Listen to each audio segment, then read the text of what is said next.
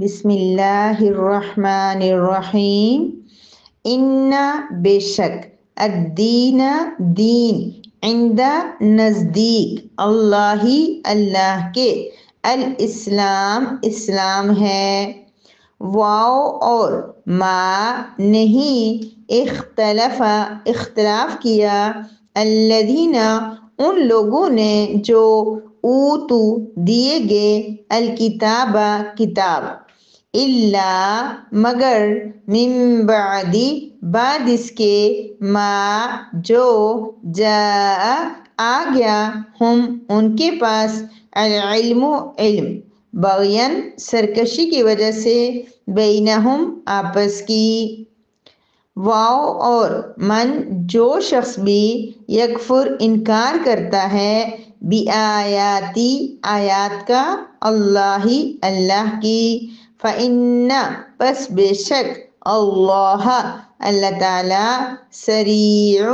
جلد الحساب حساب لینے والا ہے۔ ان الدین عند اللہ الاسلام بے شک اللہ کے نزدیک دین اسلام ہی ہے۔ وَمَا اخْتَلَفَ الَّذِينَ أُوتُوا الْكِتَابَ إِلَّا مِن بَعْدِ مَا جَاءَهُمُ الْعِلْمُ بَغْيًا بَيْنَهُمْ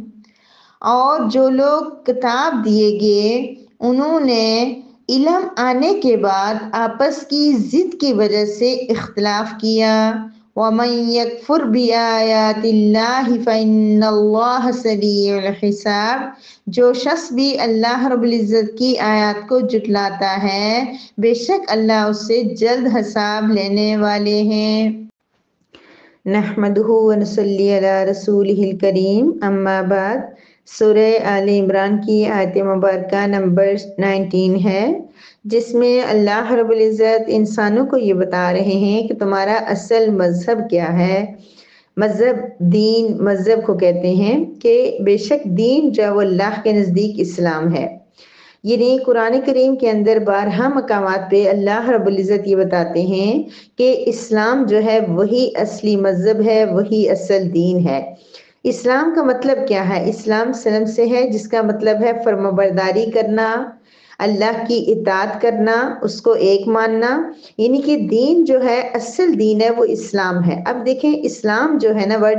یہ ہر دور کے اندر ہر نبی کی شریعت ہی اسلام رہی ہے۔ جیسے جب موسیٰ علیہ السلام کا دور تھا تو اس وقت یہودی ان کو مانتے تھے، اللہ کو مانتے تھے، تورات کو مانتے تھے، وہ سب اسلام میں تھے، وہ مسلمان تھے۔ لیکن پھر اسی طرح ابراہیم علیہ السلام کے دور میں لوگ تھے، وہ ابراہیم علیہ السلام کی پیروی کرتے تھے، ابراہیم علیہ السلام کے مذہب کو فالو کرتے تھے اور ان کی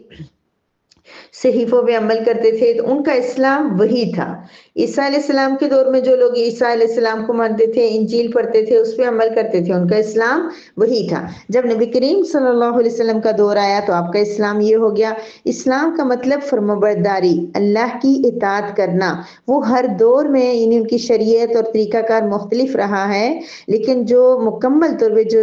توحید ہے وہ یعنی اللہ توحید، رسالت، نماز، روزہ، حج، زکوٰۃ مین جو مسائل تھے وہ سیم تھے۔ تو اس لیے فرمایا کہ اسلام ہی اصل دین ہے، وہ ہر نبی کے دور میں جس طرح سے بھی رہا ہے وہی، یعنی جیسے دیکھیں یہودی کہتے ہیں کہ ان کا مذہب بالکل صحیح ہے، عیسائی کہتے ہیں ہمارا صحیح ہے، ہندو کہتے ہیں ہمارا صحیح ہے، حالانکہ ہر ایک اپنے مذہب کے مطابق اپنے اس کے مطابق سمجھ کے ہی اپنے مذہب کو اختیار کرتا ہے کہ صحیح ہے، لیکن اللہ رب العزت بتا رہے ہیں کہ اسلام جو ہے اصل مذہب وہ ہے، سب سے صحیح مذہب وہی ہے۔ اب اس کا مطلب یہ نہیں ہوتا، بعض لوگ کہتے ہیں کہ جو دوسرے مذاہب ہیں ان کے اندر بھی جو ہے نا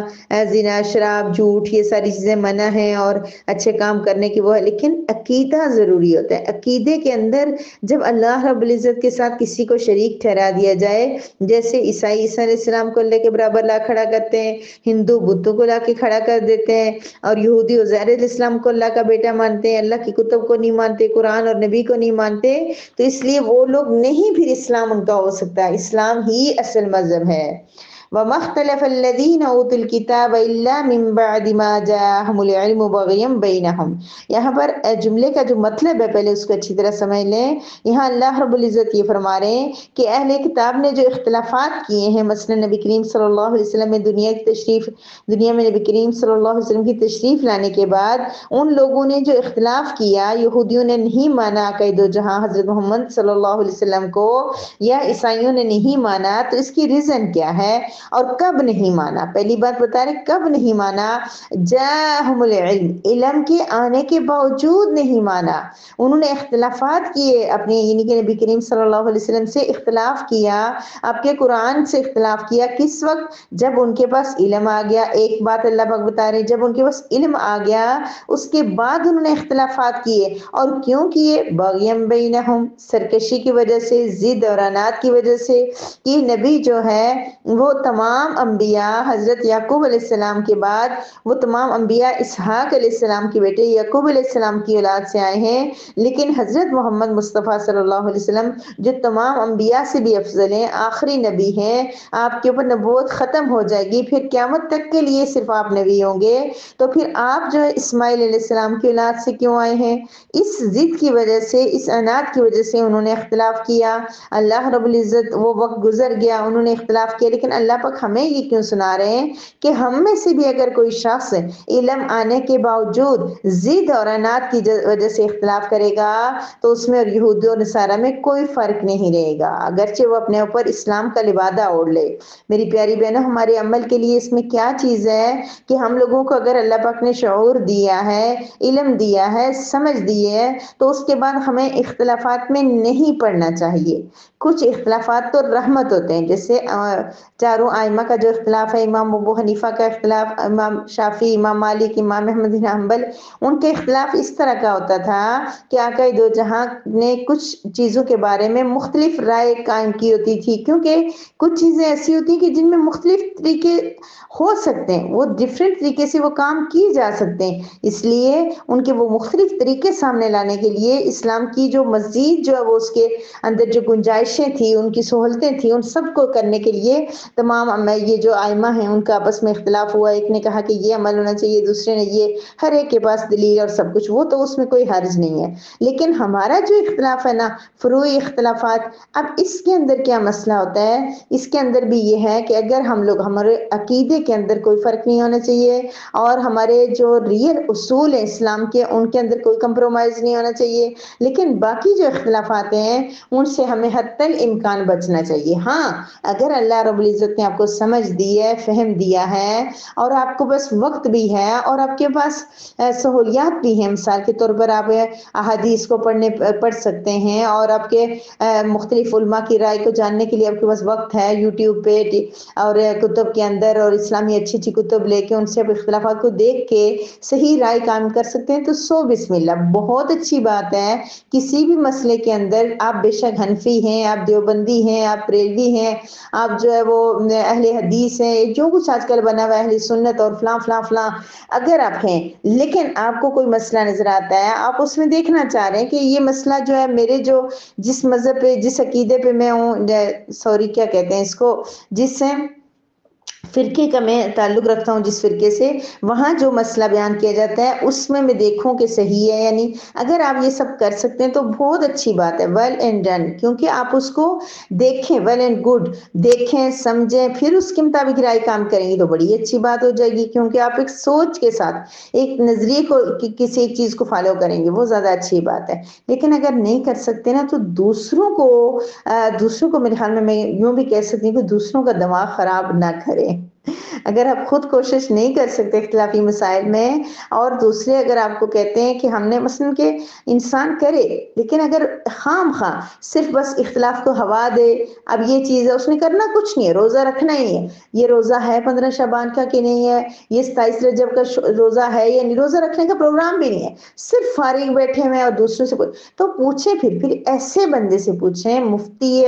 جس کا بالکل کنفرم آپ کو پتا ہے کہ یہ کوئی ایک مکمل مکمل طور پر جو مسئلہ بتائیں گے اور اپنے علم کی روشنی میں بتائیں گے، کتب پہ عبور ہونے کے بعد بتائیں گے، اور پھر اس پہ سوچ کے کہ جو یہ بتائیں گے میں عمل کروں گا، عمل کی نیت سے پوچھیں اور پھر عمل کریں۔ لیکن ہر ایک کے ساتھ لڑائی۔ اب یہاں پر دیکھیں کیا ہم نے ضد بھی بنا دیا ہے میری پیاری بہنوں، ہم نے اپنے بعض مسائل کو ضد بنا دیا ہے کہ بس ہم یہ مسئلہ کہہ رہے ہیں، ہمارے فرقے والے یہ مسئلہ کہہ رہے ہیں، ہمارے بڑوں نے یہ کہہ دیا ہے تو ساری دنیا اسی کے اوپر آ جائے۔ اگر ہمارے پاس اتنا وقت ہے تو ہم ساری دنیا کو اپنے جو اصول ہیں کہ اللہ ایک ہے، توحید میں کوئی چینجنگ نہ ہو، اس میں اس کے اندر کوئی ملاوٹ نہ ہو، رسول صلی اللہ علیہ وسلم کے طریقے کے مطابق زندگی گزر جائے، قرآن کریم پڑھنے پہ آ جائیں، قرآن کریم کی تفسیر پڑھنے پہ آ جائیں، ترجمہ پڑھیں، اس کی عربی تجوید ٹھیک کریں۔ اس چیزوں میں اتنی انرجی ہم کیوں نہیں ویسٹ کرتے؟ ہمیں فروئی کا مطلب ہوتا ہے کہ جو ایک اصول ہوتے ہیں، جو ریئل مسائل جن کے اوپر ہماری بیس ہوتی ہے، عقیدہ ہوتا ہے، اگر وہاں کوئی کمی بیشی ہو گئی تو سیدھے جہنم یا جنت میں جائیں گے۔ جو فروئی اختلافات ہوتے ہیں وہ یہ ہے کہ کوئی کہتا ہے کہ رفع یدین ہاتھ اوپر اٹھاتے ہیں نماز میں، کوئی کہتا ہے نہیں اٹھاتے، کوئی کہتے ہیں کہ 8 تراویح پڑھتے ہیں، کوئی کہہ رہے ہیں 20 تراویح پڑھتے ہیں۔ ان میں بھی آپ جہاں ہیں، آپ کو اپنے طریقے کے اوپر آپ 20 تراویح پڑھتے ہیں، آپ کو اس کے مطابق سوچیں، دیکھیں، آپ اگر مطمئن ہیں 100% تو آپ پڑھیں۔ دوسرے کو اگر آپ کو اچھا لگ رہا ہے تو آپ بتا دیں، اگر آپ کے پاس وقت ہے اور دوسرا بھی آپ کو لگ رہا ہے کہ آپ کی بات سمجھے گا، اس کو بتائیں۔ لیکن ضد، اناد، لڑائی جھگڑا، دوسروں کو نیچا دکھانا، میں صحیح ہوں دوسرا غلط ہے، میں صحیح ہوں، قرآن کریم بھرا ہوا ہے جہاں اللہ پاک کہہ رہے ہیں ان سارے اختلافات کا فیصلہ میرے پاس ہوگا۔ اس لیے ٹائم نکال کے دیکھ لیں کہ جو بات کہہ رہے ہیں، جس پہ ہم عمل کر رہے ہیں، کیا یہ طریقہ صحیح ہے؟ اگر نہیں ہے تو اس پہ کوشش کریں، اس پہ دیکھیں، بھلیں اور عمل کریں، لیکن نہیں تو پھر دوسروں کو کم از کم بلیم نہیں کریں۔ ہم اتنی انرجی ہم ان فروئی مسائل میں کرتے ہیں، اتنی اگر ہم عقائد کے اوپر کر لیں، اتنی اگر ریل دین کے نماز اور روزے کو درست کرنے پہ کر لیں، حج اور عمرے کو کے صحیح طریقے کو کر لیں، تو ہمارا دین جو ہے نا، وہ مذہب ہمارا پوری دنیا میں پھیل جائے، پوری دنیا مسلمان ہو جائے۔ یہ اتنی خوفناک، اتنی خطرناک جو جہنم ہے، یہ آ کے اس میں کوئی بھی نہ جائے، ہم اس کے اوپر بڑھ جائیں، ہم ان کے لیے دعائیں کریں۔ لیکن ہم کن کے لیے دعائیں کر رہے ہیں؟ بھئی یہ جو غلط ہے نا، یہ جو اس طرح ہاتھ اٹھا رہے ہیں، یہ پڑھ رہے ہیں، یہ وہ پڑھ رہے ہیں، میں نام لے کے کہوں گی تو پھر آپ لوگ کہیں گے کہ یہ جو ہے نا اس طرح کا کیوں کہا ہے، ہمارے عقیدے میں تو ایسا ہے اور ہمارے فرقے میں ایسا ہے اور آپ غلط کر رہی ہیں۔ میں کسی فرقے کو تائید نہیں کر رہی، میں کسی کو برا نہیں کر رہی، میں کہہ رہی ہوں آپ بھی نہ کریں، آپ لوگ بھی برا نہ کریں۔ کوئی پتہ نہیں ہے اللہ رب العزت کے سامنے کون زیادہ مقبول ہے، اللہ کو کس کے آنسو پسند آ جائے، اللہ کو کس کا سجدہ پسند آ جائے، اللہ کو کس کا رونا پسند آ جائے، اللہ کو کس کی محنت پسند آ جائے، کس کا طریقہ پسند آ جائے۔ اللہ رب العزت ہم سے نہیں پوچھیں گے میری بہنوں، ہم سے پوچھیں گے تو یہ پوچھیں گے کہ تم جو کر رہے تھے وہ صحیح تھا یا نہیں۔ تو اس لیے بجائے اس کے کہ ہم دیکھیں دوسرا کتنا غلط ہے، ہمیں یہ دیکھنا چاہیے کہ میں کتنی غلط ہوں، مجھ سے کہاں غلطی ہو رہی ہے، کیا میں جو کام کر رہی ہوں یہ صحیح ہے یا نہیں ہے۔ اس کے لیے ہمیں وقت نکالنا چاہیے،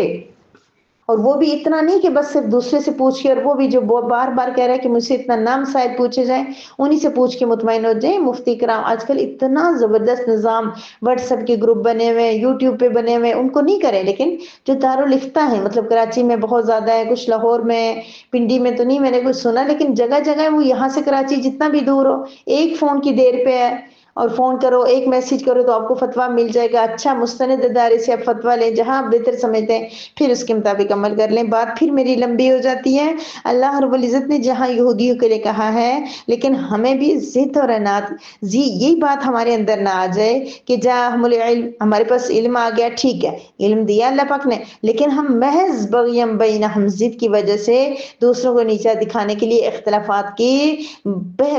پڑے، اس کے اندر اختلافات میں ہی زندگی گزار دیں، تو یہ بات غلط ہو جائے گی میری پیاری بہنوں۔ اصلاح کی فکر کریں، لیکن دوسروں کو نیچا دکھانے کی نہیں۔ وَمَن يَكْفُرْ بِآيَاتِ اللَّهِ، جو اللہ کی آیات کا انکار کرتا ہے، اللہ کی آیات کا انکار یعنی اللہ کی آیات کو چھپاتا ہے۔ یہود و نصارے نے کیا کیا تھا؟ انہوں نے آقا دو جہاں کو پہچان لیا تھا، ان کو 100% یقین تھا کہ یہی محمد آخری نبی ہیں اور یہ قرآن سچا ہے، لیکن انہوں نے نہیں مانا۔ تو اللہ پاک ان کے لیے کہہ رہے ہیں کہ انہوں نے اللہ کی آیات کو چھپا دیا، ان کی کتب میں نشانیاں تھی، تو اللہ ان سے جلد حساب لے گا۔ لیکن کیا صرف یہودیوں کے لیے؟ نہیں میری پیاری بہنوں، ہم میں سے بھی اگر کوئی اللہ کی آیات کو کلیئر واضح سمجھ چکتا ہے، دیکھ لیتا ہے، پھر بھی وہ کہتے ہیں نہیں میرا فرقہ میرا فرقہ میرا فرقہ، میرے بڑے میرے اقارب میرے جو ہے نا وہ کہہ رہے ہیں، اس پہ اس قدر جو ہے نا اٹل طریقے سے اس پہ ڈٹ جاتا ہے، جبکہ اس کے قرآن کی آیت بھی اس کو نظر آ گئی، واضح حکم بھی سامنے آ گیا، پھر بھی وہ اسی پہ ڈٹا رہے گا، تو اس سے بھی اللہ جلد حساب لیں گے۔ اس لیے ہمیں بہت احتیاط کرنی ہوگی۔ اللہ رب العزت سے ہمیشہ میں کیا کہتی ہوں، مانگتے رہنا چاہیے رب کریم صحیح راستہ، جہاں ہم غلط ہیں ہماری اصلاح کر دے۔ دوسروں کی اصلاح کی فکر کرنی چاہیے، لیکن اتنی نہیں کریں کہ ہمیں اپنا ہوش نہیں ہو، اور بیسک چیزیں جو نماز روزہ وہ نہ ہوں، لیکن بس صرف کہ ہر چیز میں وہ کریں۔ بہرحال فکر کریں، اگر آپ کسی بات پہ مطمئن ہیں 100% اور آپ کی بہن دوست اس پہ نہیں ہے تو اس کے لیے دعا کریں، اللہ رب العزت اگر میں صحیح ہوں اور یہ غلطی پر ہے تو اس کو ہدایت دے دیں۔ یہ سب بھی کرنا چاہیے، اور اللہ رب العزت ہم سب کی قرآن کریم پڑھ رہے ہیں ہم، اللہ پاک ہمارے لیے راہیں کھول دے، ہمارے فہم کو کھول دے، ہماری سمجھ کو کھول دے، کہ اس قرآن کی آیات کے اندر سے ہمیں ہر چیز مل جائے، اور ملے گی انشاءاللہ۔ لیکن ہمارا فہم نہیں ہے نا اتنا، تو اللہ پاک ہمیں فہم عطا فرمائے، سمجھ عطا فرما دے، تاکہ ہم قرآن کریم کی ایک ایک آیت سے ایک ایک چیز کو صحیح طرح سے سمجھ کے اس کے مطابق زندگی گزار کے، اور قرآن و حدیث کے مطابق زندگی گزار کے ہم اللہ رب العزت کو راضی کر کے جنت میں جانے کے مستحق بن جائیں۔ وآخر دعوانا ان الحمد للہ رب العالمین۔